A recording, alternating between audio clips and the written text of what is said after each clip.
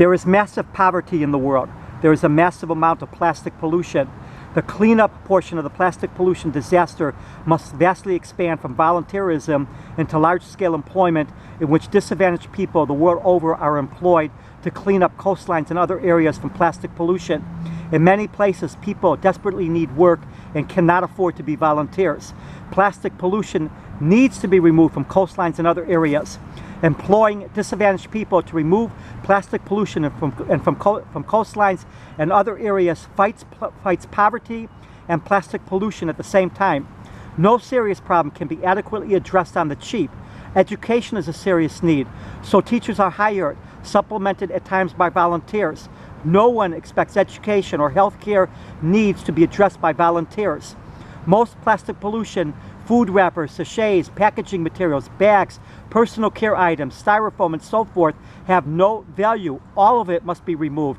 A model based on paying poor people only for recyclables, the recyclables that they collect, keeps them underpaid and ensures that the non-recyclable materials are not properly removed. A model based on volunteer labor does not work in countries where people desperately need work. It is short-lived and ineffective. Plastic pollution cleanups are labor-intensive and tedious.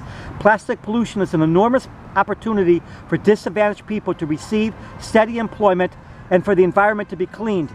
There's so much plastic already in the environment. It needs to be removed before it breaks down further into unrecoverable particles and pieces. The trillions upon trillions of plastic trash pieces already in the oceans and waters of the world, with millions upon millions of pounds and kilos added every day, ensures decades upon decades of work for people in need.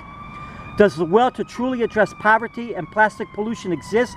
Will plastic pollution be yet another serious problem talked about, exploited, and never properly addressed? Plastic pollution is a rare opportunity for people in need to receive employment and for the environment to be cleaned.